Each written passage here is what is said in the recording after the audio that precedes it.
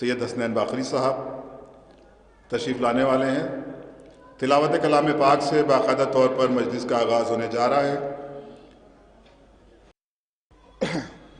جو بھی مومنین باہر تشریف فرما ہیں ان سے گزارش ہے کہ فرش مجلس پر تشریف لے آئیں۔ یہ مجلس برسی برائے سال ثواب یوسف رضا ابن مہدی رضا مرحوم حسینیہ غفران باب میں منعقد ہونے جا رہی ہے۔ میں گزارش کروں گا قاری محترم جناب ندیم نجفی صاحب سے کہ وہ تشریف لائیں اور تلاوت کلام ربانی سے مجلس کا باقاعدہ طور پر آغاز کریں۔ میں بابے بھائی سے گزارش کروں گا جو مومنین باہر ہیں ان کو فرش مجلس تک بھیج دیں۔ لاریب صاحب، رول صاحب جو بھی ہیں سب فرش مجلس پر آ جائیں تاکہ مجلس میں مزید تاخیر نہ ہو۔ بر محمد و آل محمد صلوات، اللہم صلی علی محمد و آل محمد۔ تلاوت کلام پاک کے لیے تشریف لا چکے ہیں قاری محترم جناب قاری ندیم نجفی صاحب۔ بر محمد و آل محمد صلوات۔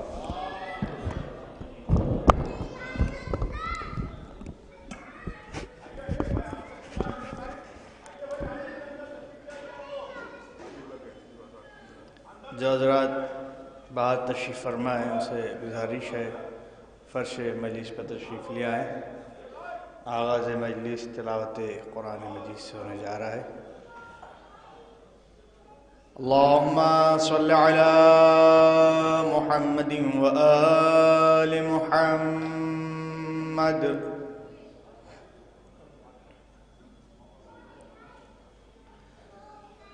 اعوذ باللہ من الشیطان اللعین الرجیم۔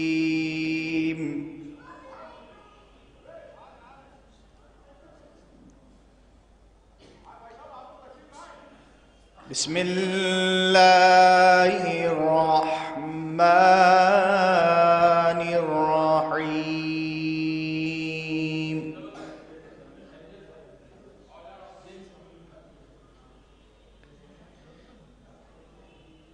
یاسین۔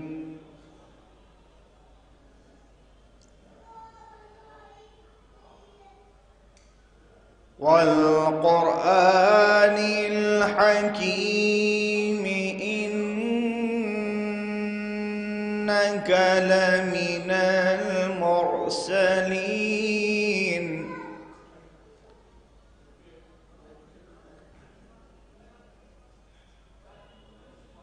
علی صراط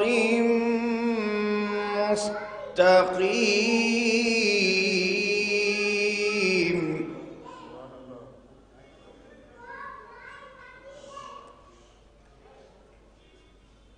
تنزیل العزیز الرحیم لتنذر قوما ما انذر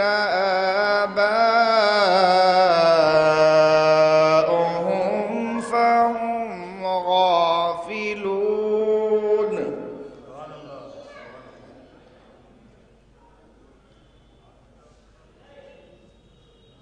لقد حق القول على أكثرهم فهم لا يؤمنون۔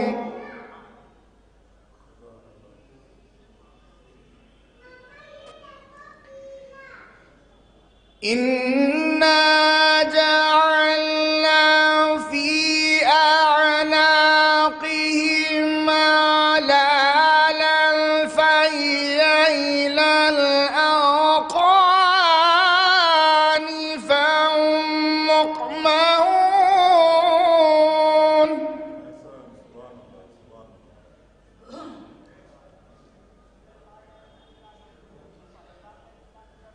وجعلنا من بين أيديهم سدا ومن خلفهم سدا فأغشيناهم فهم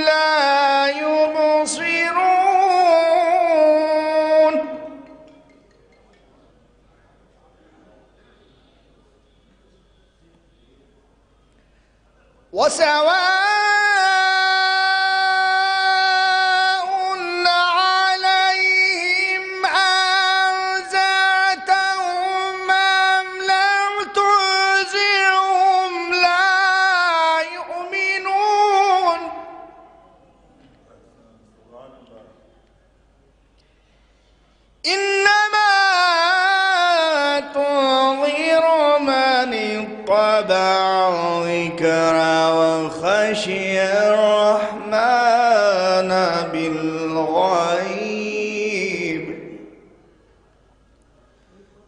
فبشره بمغفرة وأجر كريم.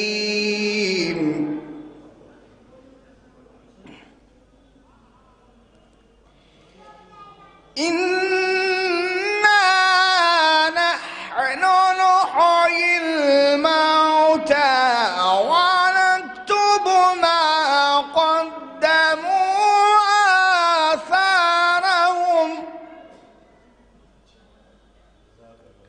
وكل شيء أحصيناه في إمام مبين.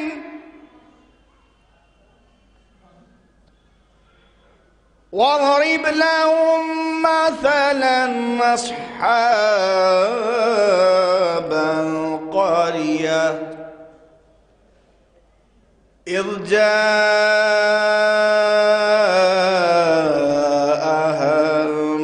المرسلون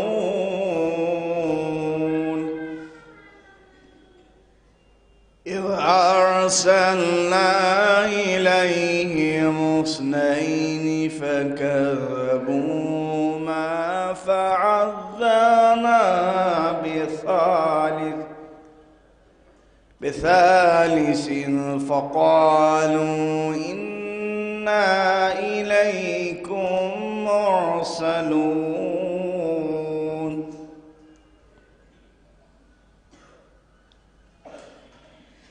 قالوا ما أنتم إلا بشر مثلنا وما أنزل الرحمن من شيء إلا أنتم إلا تكذبون.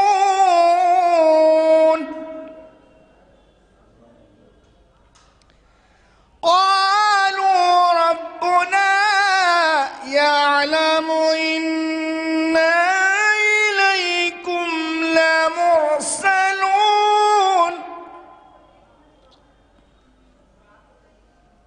وما علينا إلا البلاغ المبين.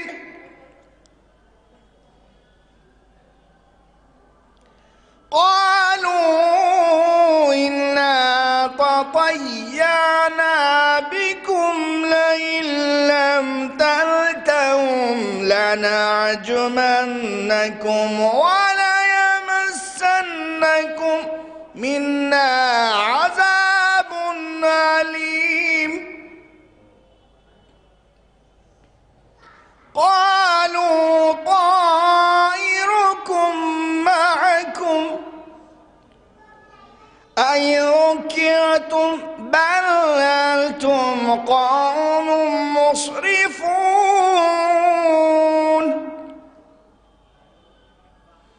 وجاء من أقصى المدينة رجل يسعى قال يا قوم اتبعوا المرسلين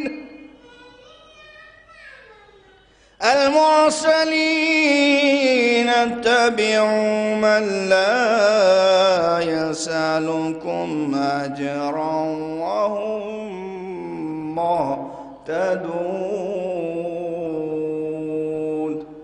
وكل شيء أحصيناه في إمام مبين. صدق الله العلي العظيم وصدق رسوله النبي الكريم وصدق شهداء كربلاء والصديقين. اللهم صل على محمد وآل محمد. गुजारिश है एक बार सूरह अल-हम्द 3 बार सूरह इखलास की तिलावत फरमा कर यूसुफ रज़ा साहब इब्ने مہندی رضا صاحب مرحوم مغفور کی روح کو بخش دے. بسم اللہ الرحمن الرحیم.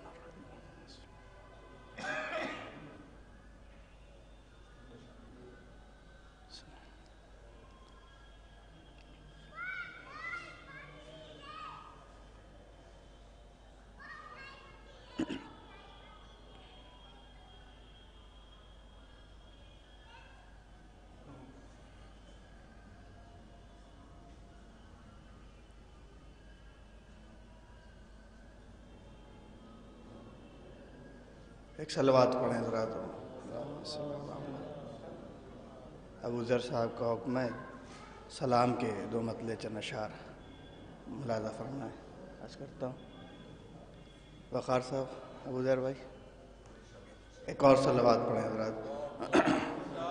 فرد بھائی.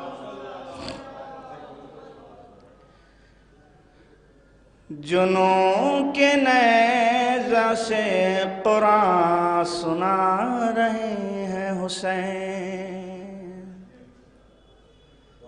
جنوں کے نیزہ سے قرآن سنا رہے ہیں حسین، جنوں کے نیزہ سے قرآن سنا رہے ہیں حسین، شہید مرتا نہیں یہ بتا رہے ہیں حسین، شہید مرتا نہیں یہ بتا رہے ہیں حسین، شہید مرتا نہیں یہ بتا رہے ہیں حسین، یہ حر کو اپنے گلے سے لگا رہے ہیں حسین، یہ حر کو اپنے گلے سے لگا رہے ہیں حسین،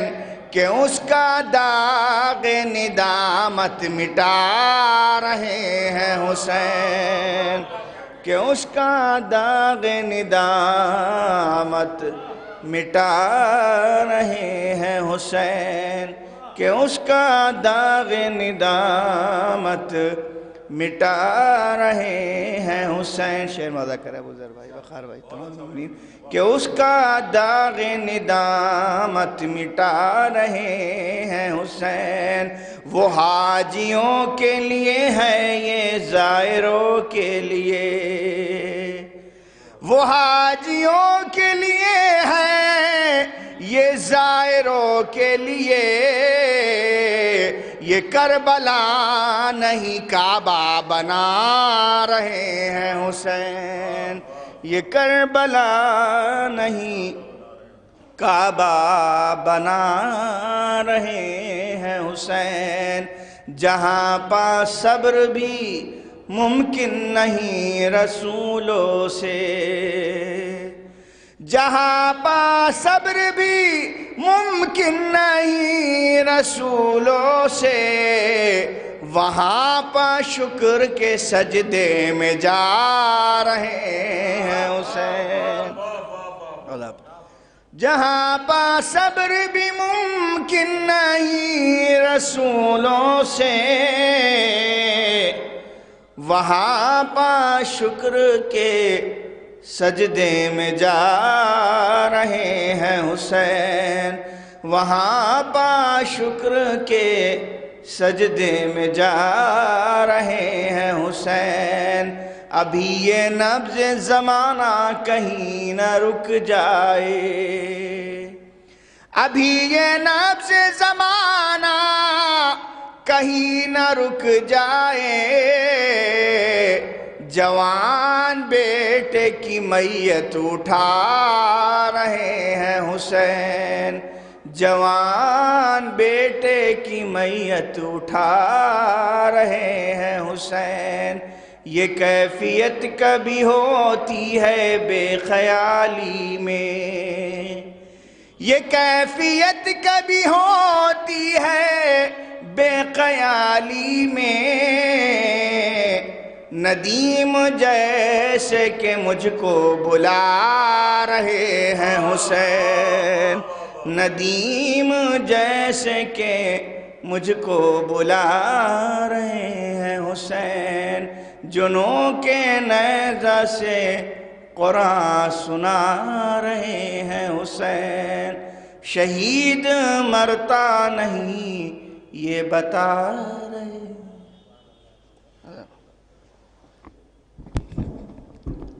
جزاک اللہ جناب قاری ندیم نجفی صاحب، تلاوت کے بعد بہترین اشعار بھی آپ نے پیش کیے۔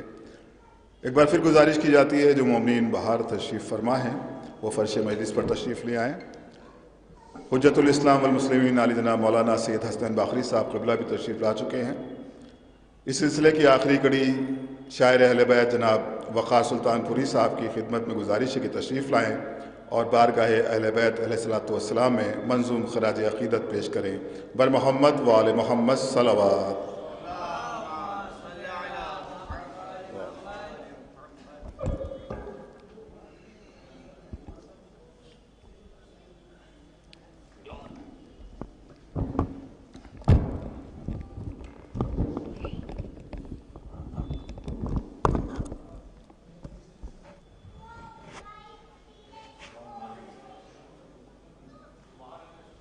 بر محمد و آل محمد صلوات۔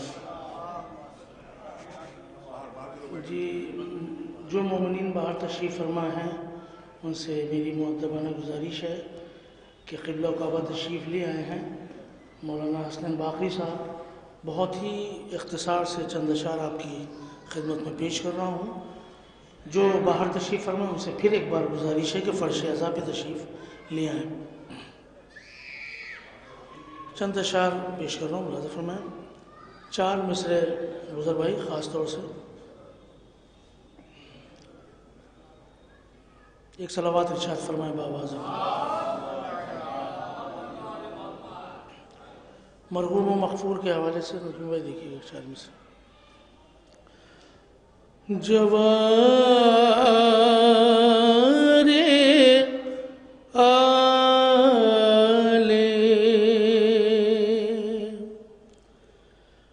محمد میں ہے قیام پذیر، جوار آل محمد میں ہے قیام پذیر، اضافہ ہوتا ہے ہر لمحہ ان کی عزت میں، اضافہ ہوتا ہے ہر لمحہ ان کی عزت میں۔ غلام سیدہ زینب تھے وہ زہے قسمت، غلام سیدہ زینب تھے وہ زہے قسمت، بڑے سکون سے یوسف رضا ہے جنت میں، بڑے سکون سے۔ صلوات پڑھیں محمد والے محمد۔ ایک مطلب 2-3 شعر اور ملاحظہ فرما لیں بطور خاص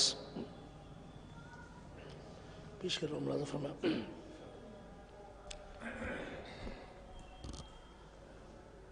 مال و دولت نہ کچھ مرتبہ چاہیے،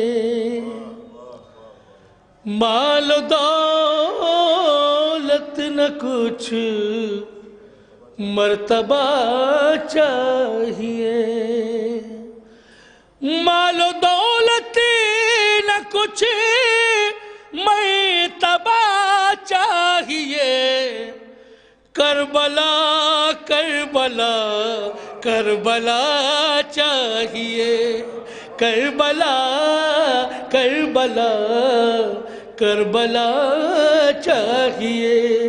شیر ملازم میں مال دولت نہ کچھ مرتبہ چاہیے. مال و دولت نہ کچھ مرتبہ چاہیے. کربلا کربلا کربلا چاہیے. کربلا کربلا کربلا چاہیے. شیر ملازم فرمائیے گا. دیکھیے گا اب کوئی کھول دے با وفا کا علم. اب کوئی کھول دے با وفا کا علم. دم گھٹا جا رہا ہے ہوا چاہیے. دم گھٹا جا رہا ہے ہوا چاہیے. دم گھٹا جا رہا ہے ہوا چاہیے. اپنا اپنا مقدر ہے شیخ جی. اپنا اپنا مقدر ہے شیخ جی. حر ہمیں اور تمہیں حر ملا چاہیے. حر ہمیں اور تمہیں حر ملا چاہیے. حر ہمیں اور تمہیں حر ملا چاہیے. شیر خاص اور دیکھیے گا بزرگ بھائی. اپنے احساس کی تازگی کے لیے. اپنے احساس کی تازگی کے لیے خود شفا کو بھی خواہ کے شفا چاہیے. خود شفا کو بھی خواہ کے شفا چاہیے. آخر شیر یا علی. خود شفا کو بھی خواہ کے شفا چاہیے. آخری شیر ملازم دیئے کہ اپنے دل میں سنورنے کی ہے آرزو. اب ادھر میں دیکھیے گئی.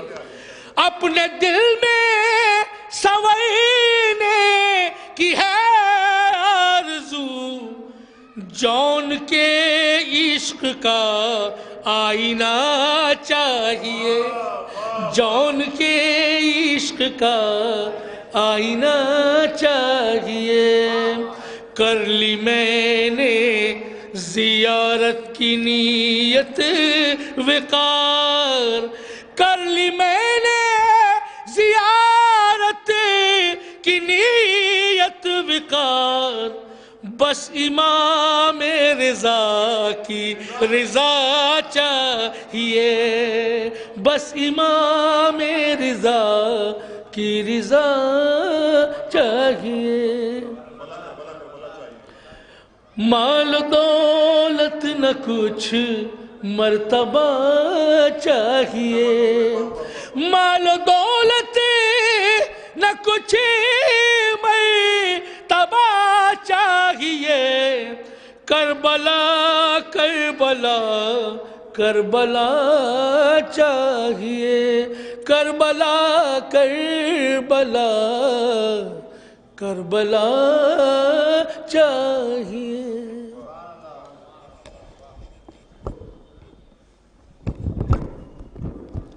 جو مومنین ابھی بھی باہر تشریف فرما ہے ان سے گزارش ہے کہ فرش مجلس پر تشریف لے آئیں. گزارش کی جاتی ہے حجت الاسلام والمسلمین علی جناب مولانا حسنین باقری صاحب قبلہ سے تشریف لائیں اور مجلس کو خطاب فرمائیں. جو لوگ اندر ہیں ان سے بھی گزارش ہے کہ تھوڑا تھوڑا قریب آ جائیں تاکہ مولانا کو مجلس پڑھنے میں بھی آسانی ہو اور آپ کو سننے میں. بر محمد و آل محمد صلوات. جو بھی مومنین، یہ لاؤڈ اسپیکر پر تو دور سے ہی آواز جا رہی ہوگی. جو بھی مومنین باہر تشریف فرما ہیں ان سے گزارش ہے کہ مولانا مصروف ممبر پر تشریف لا چکے ہیں، آپ لوگ فرش اعضاء پر تشریف لے آئیں تاکہ باقاعدہ طور پر مجلس کا آغاز ہو سکے۔ بر محمد و آل محمد صلوات۔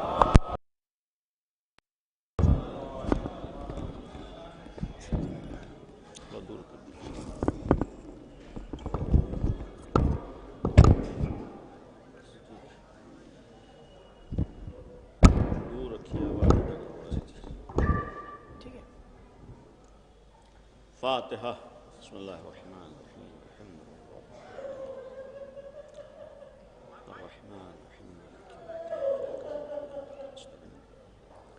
اهدنا الصراط المستقيم صراط الذين أنعمت عليهم اعوذ باللہ السمیع العلیم من الشیطان الرجیم بسم اللہ الرحمن الرحیم الحمد للہ رب العالمین والصلاة والسلام علی اشرف الانبیاء والمرسلین خاتم النبیین رحمت للعالمین ابی القاسم محمد وآلہ الطیبین الطاہرین المعصومین المظلومین لا سیما بقیت اللہ فی الارضین ارواحنا و ارواح العالمین لتراب مقدمہ الفدا ولعنت اللہ علی اعدائہم وغاصب حقوقہم وقاتلیہم اجمعین اما بعد قال موسیٰ بن جعفر الکاظم علیہ الصلاة والسلام انما شیعتنا من شیعنا واتبع آثارنا۔ صلوات پڑھیں بر محمد و آل محمد۔ گزارش ہے ایک دفعہ سورہ الحمد اور 3 دفعہ سورہ قل هو اللہ پڑھ کر مرحوم یوسف رضا ابن مہدی رضا صاحب مرحوم کی روح کو اصال فرما دیں۔ اللہم صلی علی محمد و آل محمد۔ بسم اللہ الرحمن الرحیم الحمد للہ رب العالمین الرحمن الرحیم مالک یوم الدین ایاک نعبد و ایاک نستعین اهدنا الصراط المستقیم صراط الذین انعمت علیہم غیر المغضوب علیہم ولا الضالین۔ بسم اللہ الرحمن الرحیم قل هو اللہ احد اللہ الصمد لم یلد ولم یولد ولم یکن له کفوا احد۔ بسم اللہ الرحمن الرحیم قل هو اللہ احد اللہ الصمد لم یلد ولم یولد ولم یکن له کفوا احد۔ بسم اللہ الرحمن الرحیم قل هو اللہ احد اللہ الصمد لم یلد ولم یولد ولم یکن له کفوا احد۔ کذالک اللہ ربی صدق اللہ العلی العظیم۔ صلوات پڑھیں بر محمد و آل محمد۔ ایصال ثواب کی مجلس ہے اور ایک اہم مناسبت آج کی شب 25 ماہ رجبی ہمارے اور آپ کے 7ویں امام حضرت امام موسی کاظم علیہ السلام کی شہادت کی تاریخ ہے، لہذا ایصال ثواب کی غرض سے کچھ باتیں 7ویں امام کی زندگی کے حوالے سے اور امام کے سلسلے میں اور اس دعا کے ساتھ کہ اس تذکرے کو اللہ مرحوم کے لیے مغفرت کا ذریعہ قرار دے، اور چونکہ اکثر ائمہ معصومین جو بعد کے مرحلے کے ہیں ان کا تذکرہ ہمارے ہاں کم ہو پاتا ہے، لہذا یہ شہادت کی تاریخ ہے، غم کا موقع ہے، لہذا اس مناسبت سے کوشش ہوگی کہ جو وقت ہے اس وقت کے اندر 7ویں امام ہی کے حوالے سے گفتگو ہو اور بعض باتیں امام کے حوالے سے بیان ہوں، اور یقیناً ائمہ معصومین کی سیرت اور اہل بیت کا کردار ہمارے لیے پیغام عمل بھی ہے اور ہماری ایک زندگی کی کامیابی کی ضمانت بھی ہے۔ جہاں اہل بیت کا تذکرہ سننا ثواب ہے، وہیں اہل بیت کی تعلیمات پر عمل کرنا بھی ثواب ہے۔ جیسے اہل بیت کے ذکر پر خوش ہو جانا ثواب ہے، ویسے اہل بیت کی زندگی کو نگاہوں میں رکھ کر کچھ عملی کوشش کرنے کا بھی ثواب ہے، یعنی دونوں چیزوں میں ثواب ہے۔ جیسے نماز کے سلسلے میں ایک مسئلہ ہے کہ کبھی ہو سکتا ہے کھڑے ہو کر نماز پڑھنا پڑے، ہو سکتا ہے کبھی عام حالات میں چونکہ نماز میں کھڑے ہونا بھی ہے، قیام بھی ہے، رکوع بھی ہے، سجود بھی ہے، تو جہاں سجدے کی ضرورت ہو وہاں سجدہ کرنا واجب ہے، جہاں رکوع کی ضرورت ہو وہاں رکوع واجب ہے، جہاں کھڑے ہونے کی ضرورت ہو وہاں قیام واجب ہے۔ تو چونکہ مصلی اور فرش اعضاء کا ایک آپس میں رابطہ ہے۔ بعض موقعوں پر فرش اعضاء کے بھی کچھ قوانین ہیں، کچھ قواعد ہیں، کچھ شروط ہیں کہ بعض مواقع پر جب فرش اعضاء پہ جگہ نہ ہو تو ہو سکتا ہے ہمارے لیے کھڑے ہونے کی اجازت ہو، لیکن جب فرش اعضاء پہ جگہ خالی ہو تو وہاں ایک کوشش اس عبادت میں شریک ہونے کے لیے فرش اعضاء پر بیٹھنا بھی ہے۔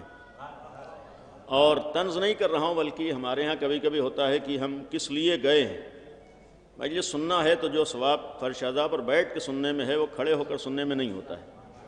کبھی کبھی ہوتا ہے کہ بہرحال صاحب خانہ کو بس منہ دکھانا ہے اور شریک ہونا ہے تو وہاں تک معاملہ حل ہو جاتا ہے، اور کبھی کبھی جب کرسیاں کم ہو جائیں تب بھی آدمی سوچتا ہے کہ کرسی نہیں ہے تو کچھ دیر کھڑے ہو کر کام چلے گا، لیکن پھر بھی جب اہل بیت کا ذکر ہے، آل محمد کا تذکرہ ہے اور ایصال ثواب کا معاملہ ہے، بعض موقعوں پر بعض چیزوں کی قدر اور بعض اقدار ہیں جن کی پابندی بھی، جن کا پاس و لحاظ رکھنا بھی ضروری ہوتا ہے، اور کبھی کبھی خود انسان کا عمل، انسان کا کیریکٹر، انسان کا کردار، انسان کی زندگی ایک صلوات پڑھ دی بر محمد و آل محمد،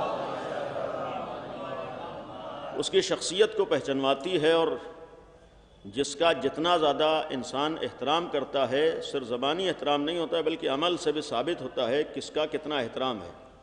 آج دنیاوی اعتبار سے بھی اگر کسی شخصیت کا احترام ہو تو پھر اس کے سامنے جانے میں پتہ چلے گا ہم کتنا احترام کر رہے ہیں، اس کے سامنے کھڑے ہونے میں پتہ چلتا ہے کتنا احترام کر رہے ہیں، اور اس کے سامنے بیٹھنے میں معلوم ہوتا ہے کہ ہم کتنا احترام کر رہے ہیں۔ تو فرش اعضاء بھی ایک احترام کی جگہ ہے، اور الحمدللہ اسی لیے ہمارے یہاں اس کا خیال ہے، اس کی جانب توجہ ہے، اور جب ائمہ معصومین کی بالخصوص شہادت کی تاریخیں ہوں اور یہ غم کی تاریخیں ہوں، چونکہ بہت زیادہ توجہ نہیں ہو پاتی ہے، لہذا ہم لوگ یہ سمجھتے ہیں کہ مثلا شب 19 ماہ رمضان کا غم بہت زیادہ ہے، اور 21 رمضان کا غم زیادہ ہے، عاشور کا غم زیادہ ہے، اور لیکن ہر امام کی شہادت بہت بڑا غم ہے۔ کوئی بھی امام ہو، امام کی شہادت غم ہے، اور ہماری ایک پہچان معصومین کی نگاہوں میں یہ بھی ہے کہ فرمایا کہ ہمارے شیعہ وہ ہیں جو ہمارے غم میں غمزدہ ہوتے ہیں اور ہماری خوشی میں خوش ہوتے ہیں۔ تو یہ اہل بیت کا غم ہے، شہادت کی تاریخ ہے، شہادت کی شب ہے، تذکرہ امام کا ہے، نیت اور ارادہ دعا مرحوم کی مغفرت کے لیے۔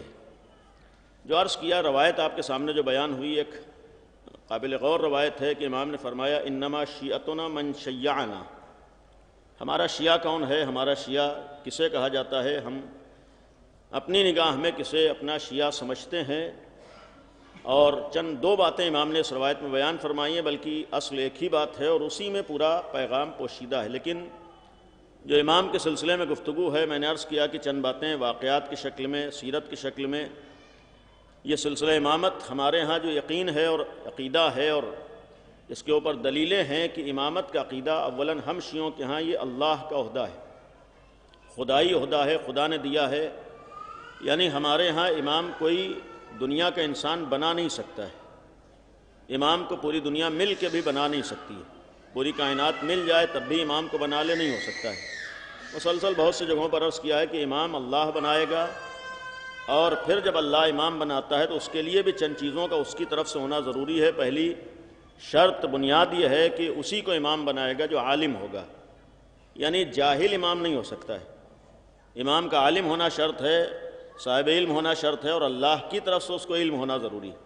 دوسری شرط بلکہ تیسری شرط اللہ کی جانب سے ہو اور عالم بھی ہو، تمام کمالات اور تمام اچھائیوں کا حامل ہونا ضروری ہے، اس میں کوئی عیب نہیں ہو سکتا ہے، اس میں کوئی کمی نہیں ہو سکتی ہے، اس میں کسی طریقے کی برائی نہیں ہو سکتی ہے۔ اسی کو ہمارے اس انداز سے بیان کرتے ہیں کہ اس کا معصوم ہونا واجب ہے، یعنی ہمارے لیے واجب ہے کہ ایسے کو امام مانے جسے اللہ بنائے، اور پھر وہ عالم بھی ہو، اور ہمارے شرط ہے کہ وہ معصوم ہو۔ اور اس ذیل میں ایک بات یہ بھی ہے کہ جب ہمارے ہی دنیا میں ایک ایسا مذہب ہے کہ جہاں اپنے امام کے لیے، اپنے رہبر کے لیے یہ عقیدہ رکھنا واجب ہے کہ اس کا علم اور صاحب علم ہونا ضروری ہے۔ دنیا میں کسی قوم کے یہ عقیدہ واجب نہیں ہے کہ ان کے رہبر کا ہونا، عالم ہونا واجب ہے۔ حتیٰ عیسائیوں کے یہ عقیدہ نہیں ہے کہ جناب عیسیٰ چاہے خدا ہوں، ان کے بنیادی عقائد میں آپ کو جملہ نہیں ملے گا ان کا صاحب علم ہونا ضروری ہے، لیکن ہمارے مذہب کے بنیادی عقائد میں سے یہ عقیدہ ہے کہ وہی امام ہو سکتا ہے جو صاحب علم ہے۔ ہمارے یہ بنیادی شرط ہے کہ آپ اسی کو امام مان سکتے ہیں جو جاہل نہ ہو۔ آپ کا مذہب یہ کہتا ہے کہ ایسے ہی کو رہبر مانیے جو صاحب علم ہو، اور وہیں تک امامت کا عقیدہ ہے کہ جہاں پر علم ہو، یعنی اگر عالم نہیں ہے تو امامت نہیں ہو سکتی۔ تو جب ہمارے ہی مذہب کی بنیادی شرط ہے، ہمارے ہی یہاں ضروری ہے، اور ہم غیر عالم کو امام نہیں سمجھ سکتے ہیں، اسی وقت شیعہ ہوں گے کہ جب ہم لوگ ایسے امام کی امامت کا عقیدہ رکھیں جو صاحب علم ہو۔ تو جب ہمارے ہی مذہب کی بنیادی شرط یہ ہے کہ رہبر کا عالم ہونا ضروری ہے، تو کسی قوم کے لیے علم کی تاکید و ضرورت ہو نہ ہو، لیکن ایسے امام کے ماننے والوں کے لیے یہ واجبی شرط ہے کہ اس کا بھی صاحب علم ہونا ضروری ہے۔ یعنی ایک معنی یہ ہوا کہ بقیہ قوموں کے لیے پڑھا لکھا ہونا مذہب کے اعتبار سے ضروری نہیں ہے، لیکن ہمارا اور آپ کا مذہب کے اعتبار سے پڑھا لکھا ہونا ضروری ہے۔ یعنی پہلی چیز ہے۔ دوسری چیز ہے کہ اسی بہت سی جہالت کی بنیاد پر، لا علمی کی بنیاد پر، معلوم نہ ہونے کی بنیاد پر غلط فہمیاں ہوئیں، ورنہ اتنا یقین رکھیے کہ دنیا میں اگر اہل بیت جیسے افراد کا کردار سامنے آ جائے، کسی بھی مذہب کا ہو، کسی بھی مسلک کا ہو، کسی فرقے کا ہو، کسی دھرم کا ہو، اگر اس کے اندر انصاف اور انسانیت ہے تو کبھی بھی اہل بیت کی مخالفت نہیں کر سکتا ہے۔ یعنی صحیح اہل بیت کا اس تک پیغام پہنچ جائے، صحیح اہل بیت کی باتیں اس تک پہنچ جائیں، صحیح اہل بیت کا کردار پہنچ جائے۔ میں ذمہ داری سے عرض کر رہا ہوں کہ اور اس کا ثبوت یہ ہے کہ پوری 1400 سالہ تاریخ گواہ ہے کہ اگر کسی نے انصاف کے ساتھ نبی اور آل نبی کے سلسلے میں بیٹھ کر تحقیق اور ریسرچ کی ہے، چاہے وہ ان کے راستے پر نہ آیا ہو، لیکن ان کی بارگاہ میں خراج عقیدت پیش کرنے پر مجبور ہوا ہے۔ یعنی ان کے مذہب کو اگر نہ بھی اپنایا ہے تب بھی اس نے ان کی مدح و ثنا کی ہے، ان کی تعریف کی، لیکن شرط ہے کہ اس نے انصاف سے پڑھا ہو۔ اس لیے کہ کبھی کبھی سنی سنائی باتوں پر بھی لوگ عقیدہ رکھتے ہیں۔ بہت سی چیزیں جو ہمارے ہاں بیان ہوتی ہیں اس کے مطابق ہم چل رہے ہیں۔ آج تو ہمارے ہاں یہ نوبت ہے کہ مذہب بھی بہت حد تک ہمارا سنا سنایا ہوتا ہے، جو باتیں سن لی ہیں اسی کے اوپر ہم عمل کر دیں، جبکہ آج کم از کم ہمارے دین میں پڑھنا ضروری ہے، معلوم ہونا ضروری ہے، ریسرچ کرنا ضروری ہے، تحقیق کرنا ضروری ہے۔ تو یہی بسا اوقات لا علمی، بسا اوقات نہ معلوم ہونا سبب بنا ہے کہ لوگ دور ہوئے، ورنہ اہل بیت جیسے افراد کا کردار، اہل بیت جیسے افراد کی شخصیتیں اور آل محمد جیسے افراد کی زندگی یہ معمولی زندگی نہیں رہی ہے۔ جیسے بھی حالات رہے ہیں ان حالات میں انہوں نے قابل غور چیز ہے کہ اپنے کردار کا لوہا منوا لیا ہے۔ اور اگر ساتویں امام کی زندگی میں آئیے، چونکہ وقت نہیں ہے، امام ساتویں امام کو قید خانوں میں رکھا گیا ہے۔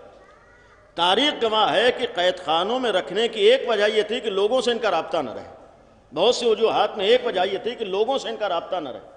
لیکن آپ تاریخ اٹھا کر دیکھ لیجئے، جس قید خانے میں رہے ہیں اس قید خانے کے قیدی بھی امام کے پیروکار بن گئے، یہاں تک کہ اس قید خانے کا زندان بان بھی امام کا پیروکار بن گیا۔ یعنی روایتوں میں ہے کہ متعدد امام کے قید خانے تبدیل کیے جاتے تھے، یہاں قید ہوئے ہیں، آج یہاں سے نکال کر دوسری جگہ رکھے گئے، وہاں سے آزاد ہوئے، تیسرے قید خانے میں یہ تبدیل کرنے کی وجہ کیا ہے؟ تاریخ میں یہی لکھا گیا ہے کہ جہاں جہاں امام رہے ہیں وہاں کے رہنے والوں کو امام نے متاثر کیا ہے، اور یہاں تک کہ امام کو رکھنے والا زندان بان بھی یہ کہنے پر مجبور ہو جاتا ہے، باقاعدہ روایت موجود ہے، حاکم سے کہہ رہا ہے کہ ایسے شخص کا جس کا یہ کردار ہو میں اپنے قید خانے میں سے رکھوں، یہ نہیں ہو سکتا ہے۔ اب آپ سوچئے کہ دنیا میں کوئی حاکم کا آدمی یہ جملہ کسی قیدی کے لیے کہہ دے کہ ایسے انسان کو ہم قید خانے میں رکھے، نہیں ہو سکتا، اسے یا تو تم آزاد کر دو یا کسی اور قید خانوں بھیج دو۔ یعنی متعدد امام کے قید خانے تبدیل ہوئے۔ اب آپ سوچئے قید خانے میں رہ کر اپنے کردار کا لوہا منوا لینا، قید خانے میں رہ کر اپنی عظمت کا لوہا منوا لینا، اور اسی لیے امام کاظم کے سلسلے میں آپ کے سامنے واقعہ ہے کہ کبھی کبھی پروپیگنڈے بھی ہوتے ہیں، غلط فہمیاں بھی ہوتی ہیں، بہت سے ایسے کام کیے جاتے ہیں کیسے کسی کی شخصیت کو مجروح کیا جائے۔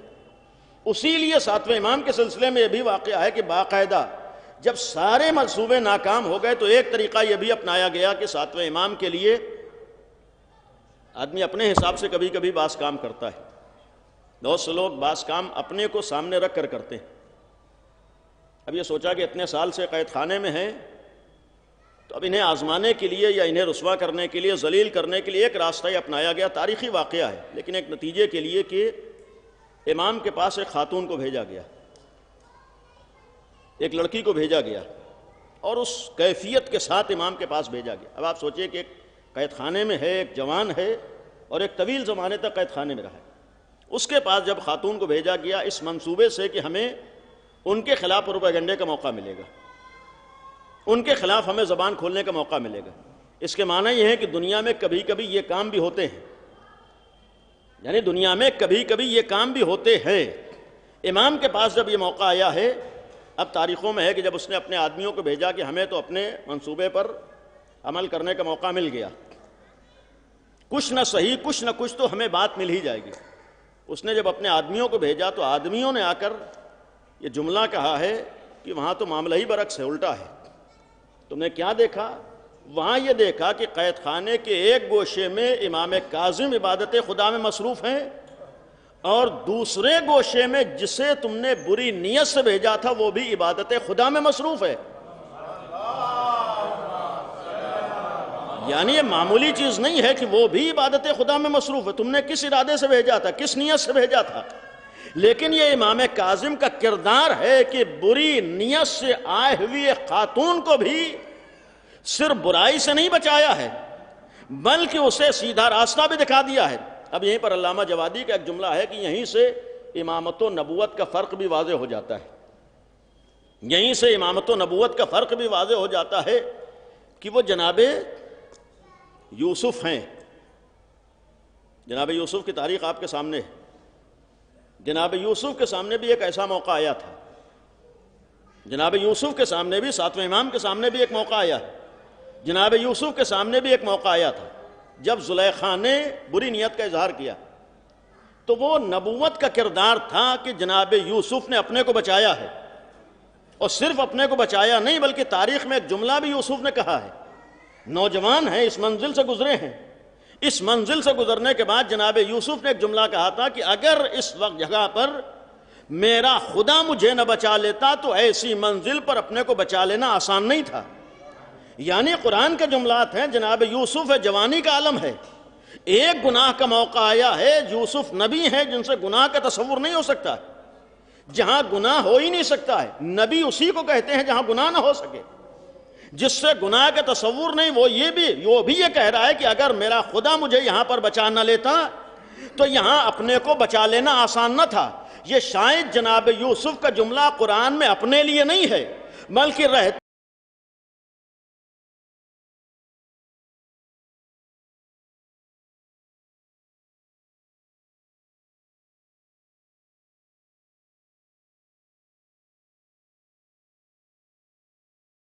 کہ جب ماحول بدترین ماحول ہو، جب گناہوں والا ماحول آ رہا ہو، ایسے میں نصیحتوں کے ساتھ ساتھ ان کے لیے حلال راستوں کو آسان بنانا بھی ضروری ہے۔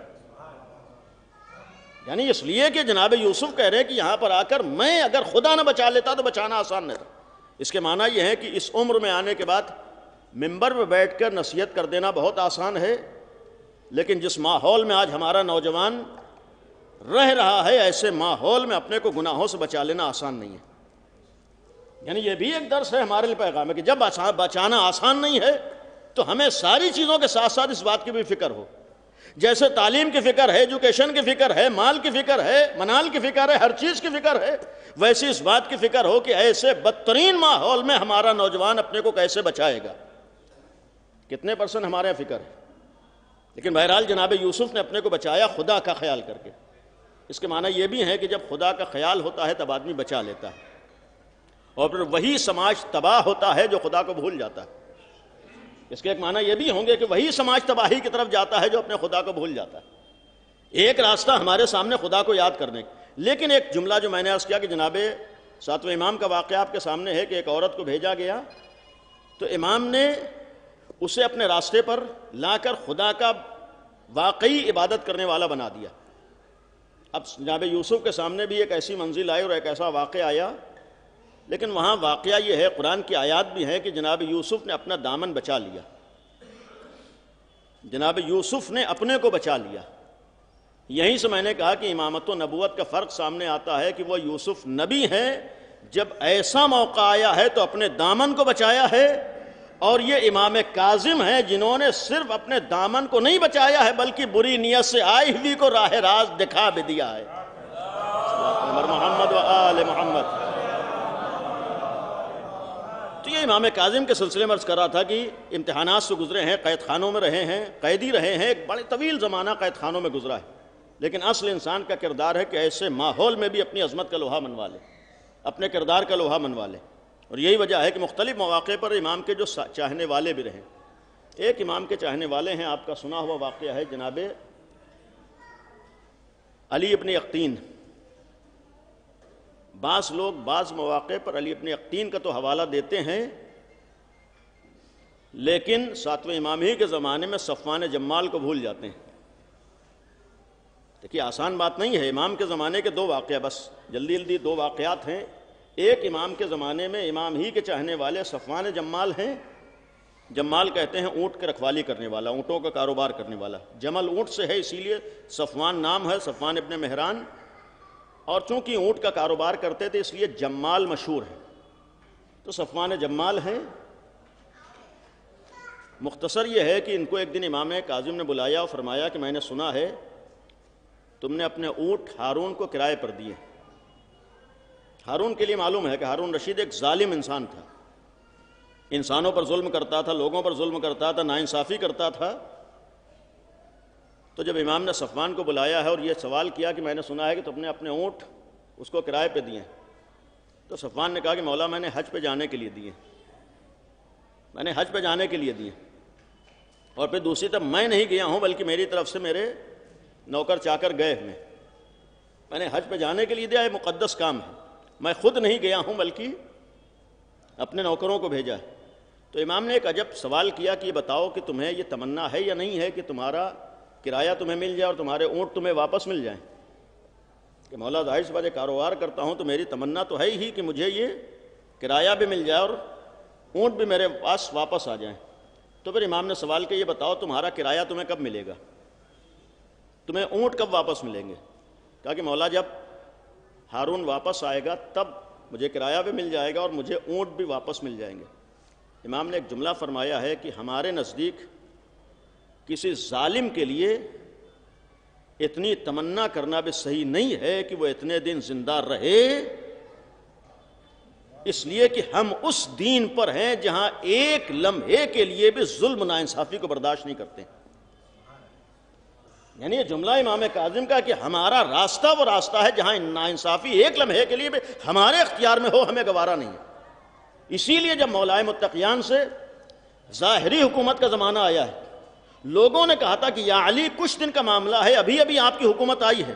دنیا میں ہوتا ہی ہے کہ اپنے کو مضبوط کر لیجئے، پھر جو چاہیے گا کیجئے گا، جسے چاہیے گا معزول کیجئے، جسے چاہیے گا برخاست کیجئے گا۔ لیکن یہ حاکم شام جو ظلم کر رہا ہے کچھ دن آپ برداشت کر لیجئے، جب آپ کی حکومت مضبوط ہو جائے تب ہٹا دیجئے گا۔ تو مولا کائنات نے جواب کیا دیا تھا؟ فرمایا تھا چاہے میری حکومت رہے یا چلی جائے، لیکن علی کو اپنی حکومت میں ایک لمحے کے لیے ظلم یا ظالم برداشت نہیں ہے۔ یعنی خود مولا کائنات کا جملہ ہے کہ میرے دور اقتدار میں کسی کے ساتھ ناانصافی ہو جائے یہ علی کو گوارا نہیں ہے۔ اگر حکومت جاتی ہے چلی جائے، لیکن علی ایک لمحے کے لیے ظلم کو برداشت نہیں کرے گا۔ کہ مولا کائنات کا جملہ، اس کے معنی یہ ہے کہ علی کا مشن انصاف کا مشن تھا، علی ابن ابی طالب کا مشن عدالت والا مشن تھا۔ علی اسی دین کے تو پیروکار تھے جو رسول اللہ لے کر آئے ہیں۔ تو اس کے معنی ہے کہ رسول اللہ کا دین عدالت والا دین ہے، رسول اللہ کا اسلام انصاف والا اسلام ہے۔ اسلام کو سمجھنا ہے کون سے عدالت والا اسلام ہے، جب تک ہم صحیح راستے پر نہ آ جائیں ہمیں اسلام کو نہیں سمجھ سکتے ہیں۔ اس اسلام کو سمجھنا ہے جو عدالت والا ہے۔ امام کاظم میں فرما رہے کہ ایک لمحے کے لیے مجھے ظلم گوارا نہیں، اور یہاں تک تمنا کر رہا ہوں کریں کہ کوئی ظالم اتنے دن زندہ رہ جائے تو ہمیں تمنا کرنے کا حق نہیں۔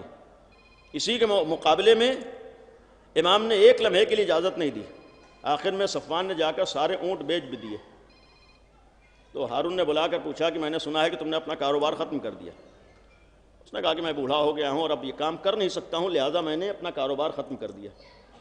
ہارون معمولی ہوشیار نہیں تھا، اس نے کہا کہ مجھے معلوم ہے کہ تم نے کس کے اشارے پہ کام کیا ہے، اگر اتنے دن کے تعلقات نہ ہوتے تو میں تمہیں قتل کر دیتا۔ تاریخ میں ہے کہ اس نے کہا کہ مجھے معلوم ہے کس کے، اس لیے کہ ہارون ظالم تھا لیکن جانتا تھا کہ نبی کا گھرانہ وہ گھرانہ ہے جو کبھی بھی ظلم کو برداشت نہیں کرتے۔ اب اسی کے مقابلے میں ایک اور نام ہے تاریخ میں، علی ابن یقطین۔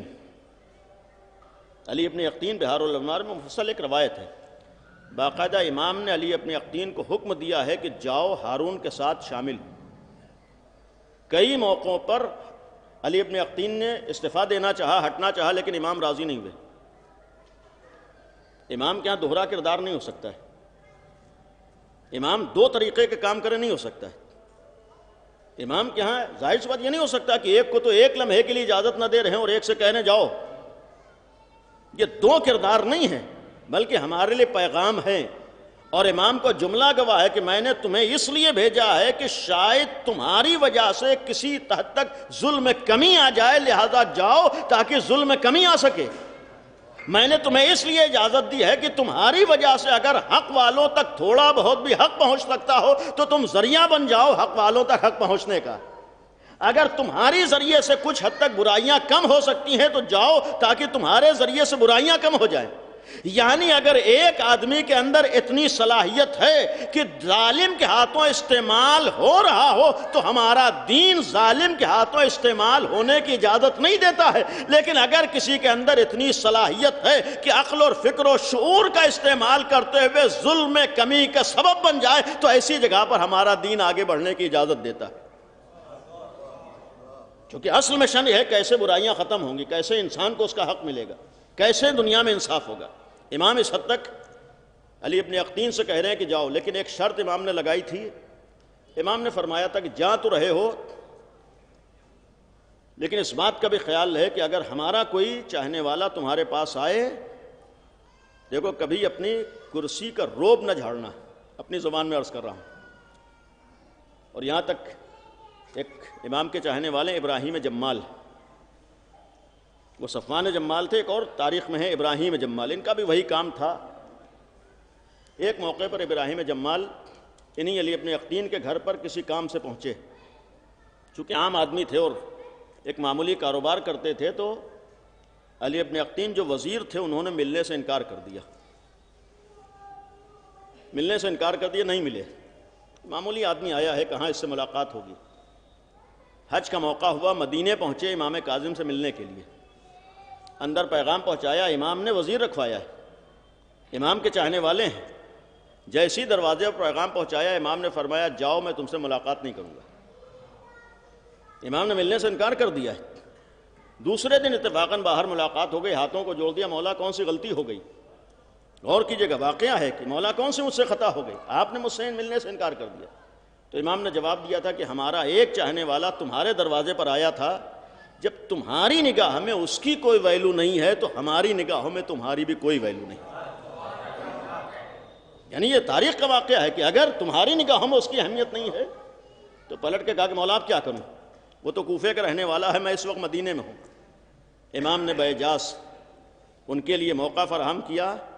وہ کوفے میں گئے، دروازہ کھٹکھٹایا، ابراہیم جمال نکلے.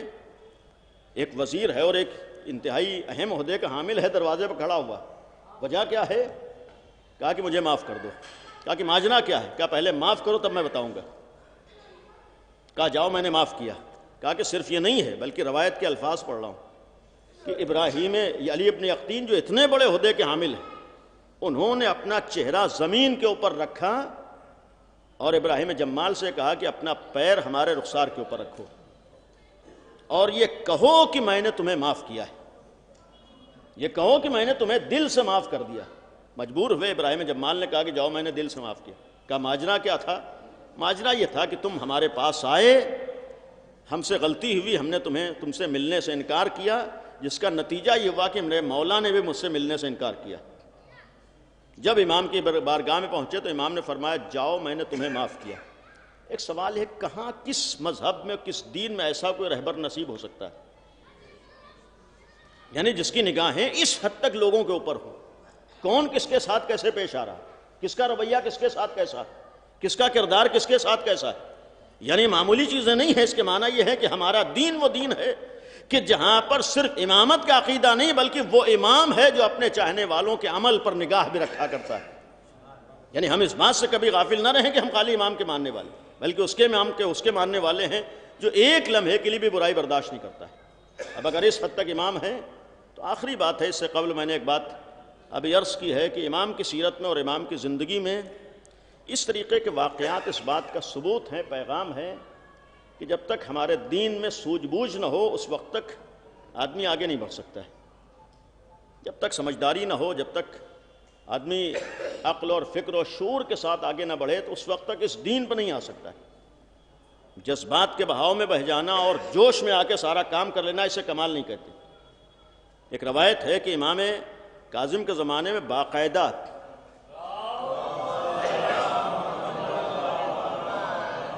یعنی ہمارے 11 اماموں کے دور میں سب سے زیادہ جب ائمہ نے تقیہ کی تاکید کی ہے وہ 7ویں امام کا زمانہ تھا۔ ابھی آپ اپنی جگہ پر جانتے ہیں کہ 7ویں امام کے زمانے میں باقاعدہ اپنے چاہنے والوں کے لیے تاکید تھی کہ تقیہ کریں۔ تقیہ کے معنی جانتے ہی ہیں کہ اپنے حق کے مشن کو بچانے کے لیے ہو سکتا ہے بعض جگہوں پر بعض چیزوں کو برداشت کرنا پڑے، بعض موقعوں پر صبر و تحمل کا مظاہرہ کرنا پڑے۔ یعنی یہ نہیں ہے کہ جو چیز ہے ہر جگہ ہم ظاہر کریں گے۔ تقیہ کے معنی ہوتے ہیں کہ کبھی کبھی ہو سکتا ہے بعض موقعوں پر بعض چیزوں کو آپ کو خاموشی سے برداشت کرنا پڑے۔ آج ہمارا یہی تو ہوتا ہے کہ جب حق ہے تو کیوں نہ کہیں۔ ہر حق بات ہر جگہ کہہ دینا یہ کمال نہیں ہوتا ہے، بلکہ اپنے مشن کو دیکھا جاتا ہے کہ ہمارا مشن کیسے بچے گا۔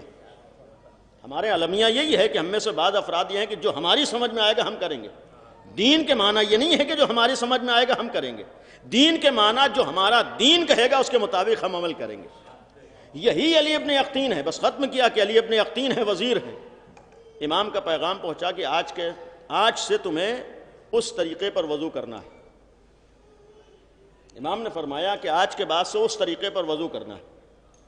ہمارا اور آپ جیسا آدمی ہوتا تو میں اپنے لیے قرض کروں، آپ لوگ تو نہیں انشاءاللہ، ہم فوراً ہی جذبات میں آ جاتے، یہ کیسے ہو سکتا ہے کہ ہم ویسے وضو کر لیں۔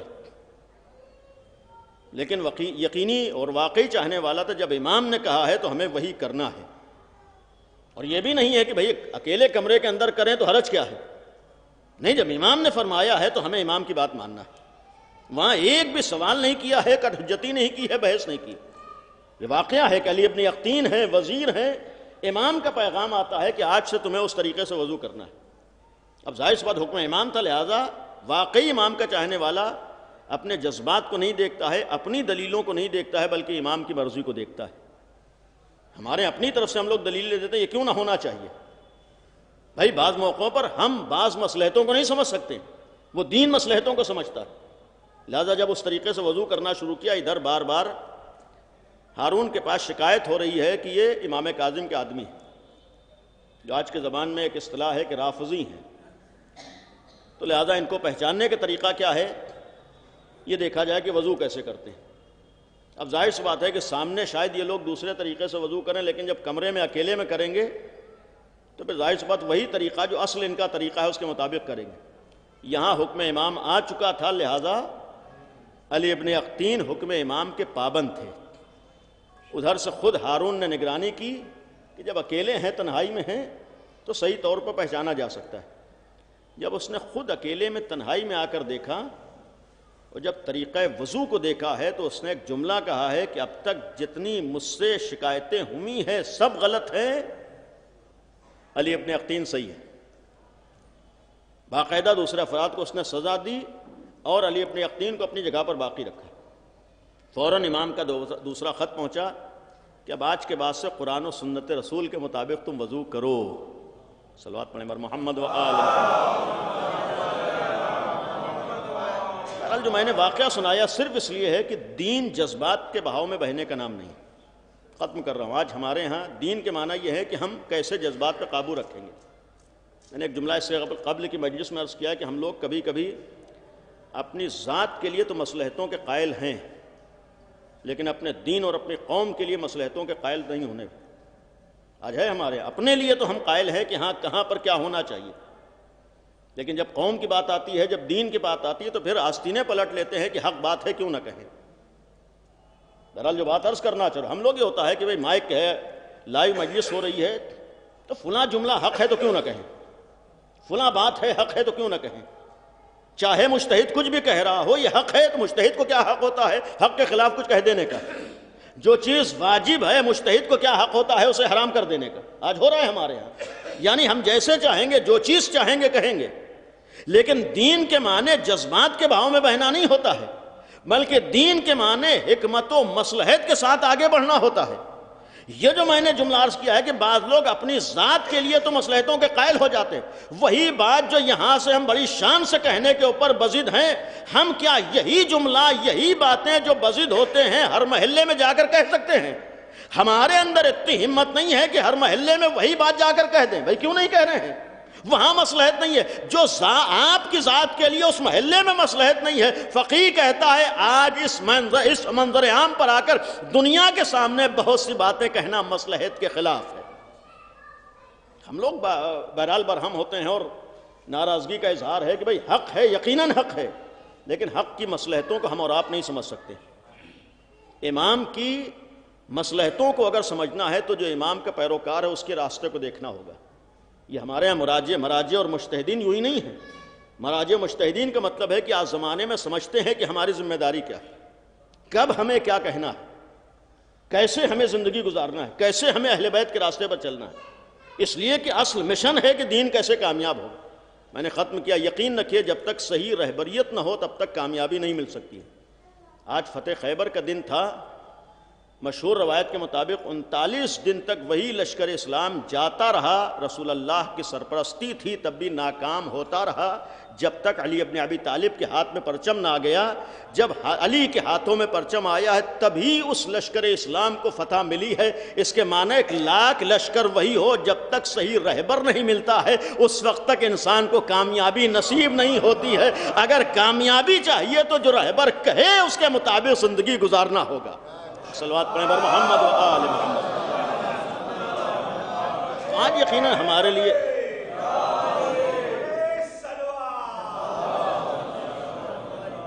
ورنہ یہ بھی ایک حقیقت ہے کہ ہمارے لیے ایک مشن ہے، ہمارا ایک راستہ. الحمدللہ اس مشن کو ائمہ اہل بیت نے بچایا ہے. ساتویں امام جیسا انسان جس نے قید خانوں میں زندگی گزاری لیکن کبھی ظلم سے سمجھوتا نہیں کیا ہے، برائیوں کے ساتھ سمجھوتا نہیں کیا ہے. چونکہ الہی مشن، خدائی مشن، اللہ کا مشن، دین اسلام کا مشن انسانیت کے ساتھ بھلائی ہے، انسانیت کے ساتھ خدمت ہے. انسانیت کی انسان کو اس کے خالق تک پہنچا دینا ہے.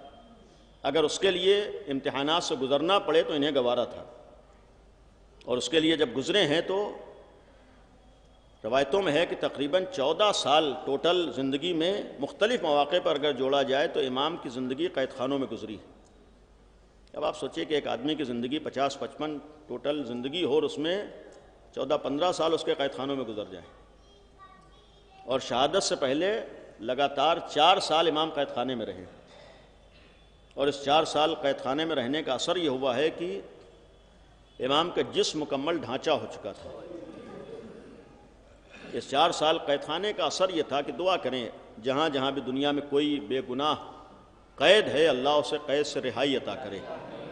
دنیا میں بہت سے افراد ہیں جہاں ہم لوگ بہت سے اچھے کام کرنا چاہتے ہیں، ثواب کے کام کرنا چاہتے ہیں. ایک کام یہ بھی مد نظر رہے کہ بہت سے ایسے بے گناہ افراد ہیں جو مالی استطاعت نہ ہونے کی وجہ سے بے گناہ قیدوں میں پڑے ہوئے ہیں. ایسے افراد کی آزادی کی بھی ہمیں فکر ہونا چاہیے.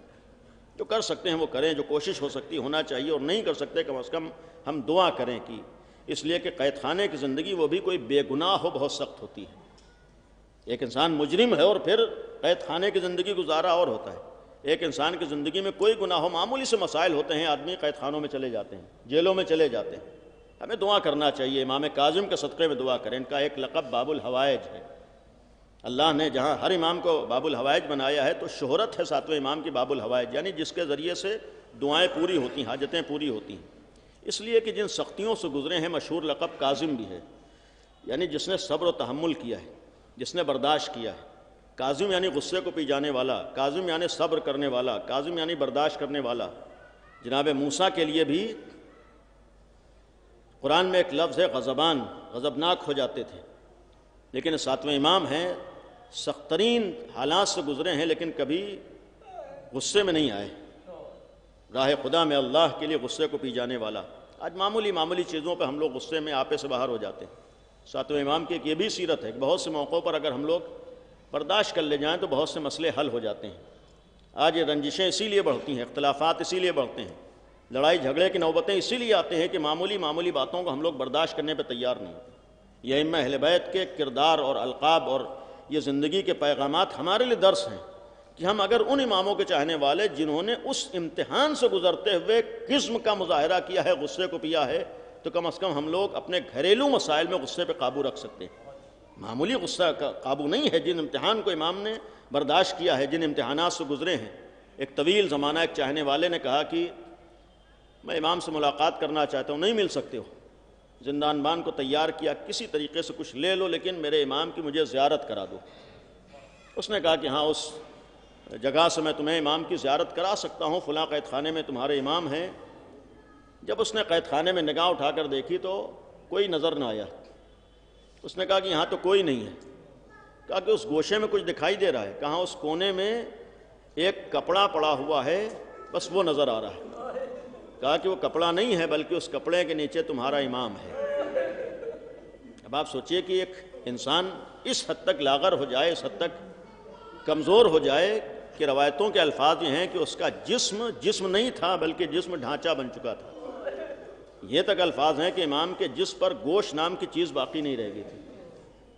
یہ کہہ دینا آسان ہوتا ہے، اب آپ تصور کیجئے کہ ایک امام اس حد تک قید خانے میں رہا ہے، اور زیارت کا جملہ ہے کہ صرف گوشت نہیں گلا ہے۔ دو معصوموں کے لیے جملات ملتے ہیں کہ جس وقت شہادت ہوئی ہے تو جس مکمل ڈھانچہ ہو چکا تھا، گوشت نام کی کوئی چیز باقی نہیں رہی۔ ایک نبی کی عظیم بیٹی ہے، 18 سال کے سن میں جب شہادت ہوئی ہے تب روایت ملتی ہے کہ سارت کل خیال، جس مکمل ڈھانچہ بن چکا تھا۔ اور دوسرا امام کاظم کے لیے جملہ ملتا ہے کہ شہادت کے وقت جس پر گوشت نام کی چیز باقی نہیں رہ گئی۔ اور ایک اور جملہ زیارت کا امام کاظم کے لیے ہے کہ صرف گوشت کی ایک کیفیت نہیں تھی بلکہ جس وقت امام کے جسم سے زنجیروں کو اور ہتکڑیوں بیڑیوں کو کاٹا گیا ہے تو کاٹنے والے نے ایک جملہ کہا تھا، صرف جسم نہیں بلکہ ہڈیاں بھی چور ہو گئی ہیں۔ یعنی امام کی زیارت میں مرزوز کا لفظ آیا ہے، یعنی وہ امام، میرا سلام ہو اس امام کے اوپر جس کی ہڈیاں بھی چکنا چور ہو گئی تھی۔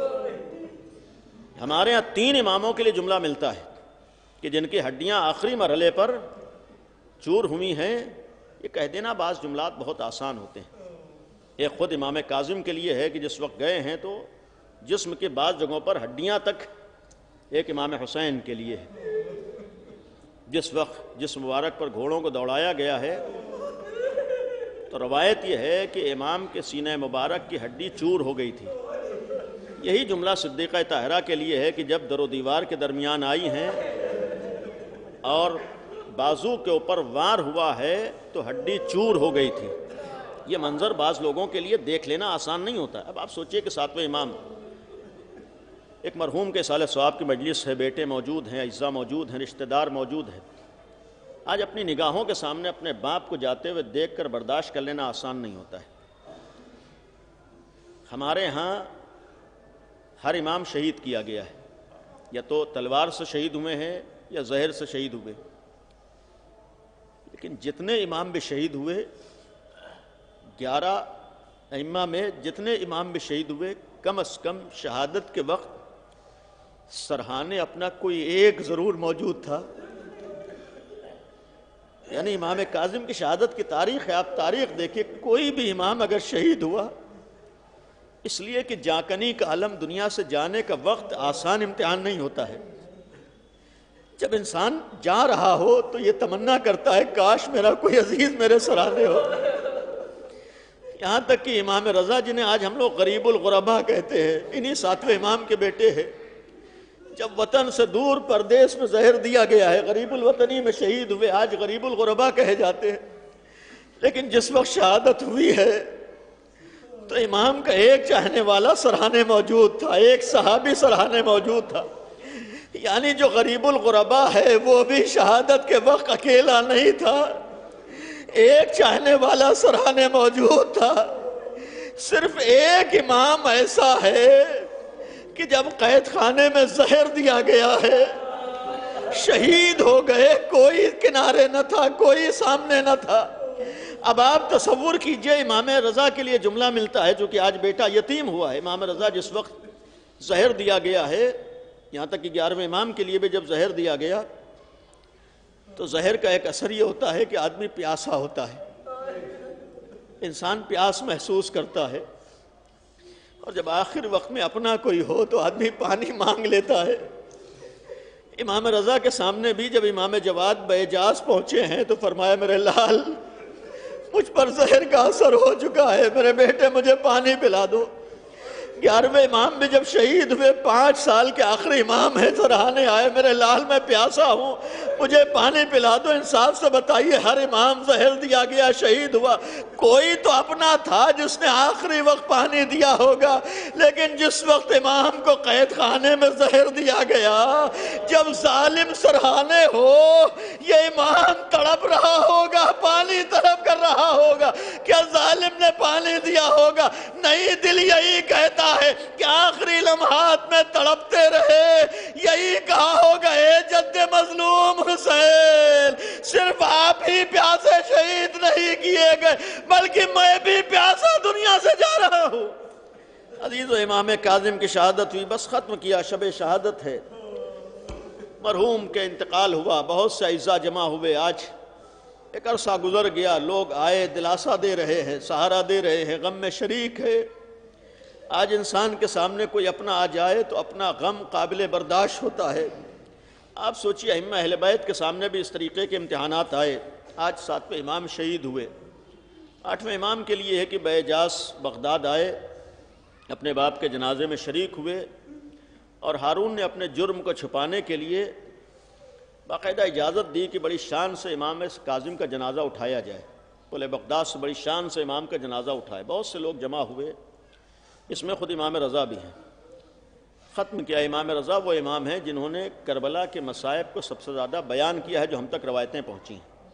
یہاں تک ایک جملہ فرماتے تھے کہ جب بھی محرم کا چاند نمودار ہو جاتا تھا تو میرا بابا پھر چہرے پر کبھی مسکراہٹ نہیں آتی تھی، بلکہ مسلسل جد مظلوم حسین تو رویا کرتے تھے، اور جب عاشور کا دن آتا تھا تو میرے باپ کی عجیب و غریب کیفیت ہوتی تھی۔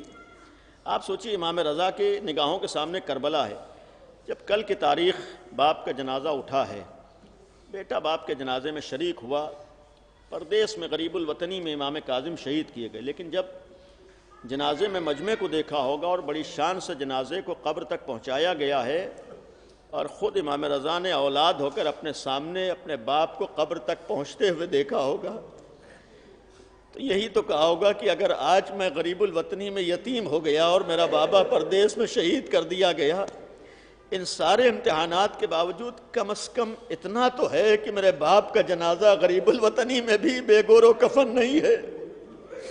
اگر میں بے جہاز آ گیا تو اپنے باپ کو قبر تک اترتے ہوئے دیکھ تو لیا، یہی کہا ہوگا، اے بابا آپ شہید تو کر دیے گئے لیکن آپ کا جنازہ بے گور و کفن نہیں۔ لیکن یہ منظر صرف کربلا کے میدان میں ہے جہاں ایک نہیں 72 جنازے سامنے رکھے ہوئے ہیں۔ کوئی اولاد دل پہ ہاتھ رکھ کے سوچے کیا برداشت کر سکتا ہے؟ باپ کا جنازہ نگاہوں کے سامنے ہو، ہاتھوں میں ہتھکڑیاں ہو، پیروں میں بیڑیاں ہو، امام سجاد تڑپ جاتے ہیں، اے بھوبی اماں، میں بیٹا یتیم تو ہوا، ہر جوان یتیم ہوتا ہے، لیکن اپنے باپ کے جنازے کو قبر تک پہنچا دیتا ہے۔ ہائے میرے بابا کا جنازہ میری نگاہوں کے سامنے پڑا۔ الا لعنت اللہ علی القوم الظالمین سيعلم الذین ظلموا ای منقلب ینقلبون۔ خدایا ہماری اس عبادت کو قبول فرما، خدایا اس ذکر کو مرحوم کی مغفرت کا ذریعہ قرار دے، پروردگارہ مرحوم کے درجات کو عالی فرما، انہیں جوار رحمت میں، جوار معصومین میں جگہ عنایت فرما۔ خدا یہاں جتنے مومنین موجود ہیں سب کی دعاؤں کو قبول فرما، خدایا سب کی پریشانیوں کو دور فرما۔ خدایا امام کاظم جن کا لقب باب الحوائج ہے، حاجتوں کو سننے والے، جن کے دروازے پر حاجتیں پوری ہوتی ہیں، خدایا باب الحوائج کا واسطہ ان سب کی تمام حاجتوں کو قبول فرما۔ خدایا جو بیمار و مریض ہیں ان سب کو شفا اور صحت عطا فرما۔ خدایا جو پریشان حال ہیں ان سب کی تمام پریشانیوں کو دور فرما۔ خدایا ہم سب کو اپنے بزرگوں، اپنے والدین کا خیال کر کے ان کا حق ادا کرنے کی توفیق عطا فرما۔ خدایا اس پرآشوب دور میں ہمارے جوانوں کی، ہمارے بچوں کی حفاظت فرما۔ خدایا ہم سب کو علم و عمل کی توفیق عطا فرما۔ خدایا ہمارے سماج سے، ہماری قوم سے، ہمارے ملک سے جہالت کا خاتمہ فرما۔ خدایا ہم سب کو محنت کرنے کی توفیق عطا فرما۔ خدایا ہم لوگوں کو اقتصادی میدانوں میں، علمی میدانوں میں محنت کر کے سب سے آگے رہنے کی توفیق عطا فرما۔ خدایا آل محمد کا واسطہ ہے، دنیا میں امن و امان قائم فرما۔ خدایا جو اسلامی مشن ہے دنیا سے ظلم کا خاتمہ، خدایا دنیا کو ظلم و ستم سے نجات عطا فرما۔ پروردگارہ تیرا وعدہ ہے، وعدہ برحق ہے کہ جب دنیا ظلم و جور سے بھر جائے گی تو نبی کے آخری جانشین کے ذریعے سے دنیا کو عدل و انصاف سے بھرے گا۔ معبود باب الحوائج کا واسطہ ہے، اپنے اس وعدے کو پورا فرما۔ خدایا امام حجت کے ذریعے سے دنیا میں عدل و انصاف کا پرچم لہرا دے۔ پروردگارہ دنیا سے ظلم و ظالمین کا خاتمہ فرما۔ پروردگارہ آل محمد کا واسطہ امام کے ظہور میں تعجیل فرما۔ ہم سب کو امام کے ناصروں میں شمار فرما۔ گزارش ایک دفعہ سورہ حمد اور 3 دفعہ سورہ قل اللہ پڑھ کر مرحوم یوسف رضا ابن مرحوم مہدی رضا صاحب کی روح کو اصال فرما دے۔ جملہ مرحومین مومنین مومنات اپنے تمام اجزاء جو مرحوم ہو گئے ان سب کی ارواح کو شامل۔ بسم اللہ الرحمن الرحیم الحمد للہ رب العالمین الرحمن الرحیم مالک یوم الدین ایاک نعبد و ایاک نستعین اہدنا الصراط المستقیم صراط الذین انعمت علیہم غیر المغضوب علیہم ولا الضالین۔ بسم اللہ الرحمن الرحیم قل هو اللہ احد اللہ الصمد لم یلد ولم یولد ولم یکن له کفوا احد۔ بسم اللہ الرحمن الرحیم قل هو اللہ احد اللہ الصمد لم یلد ولم یولد ولم یکن له کفوا احد۔ کذالک اللہ۔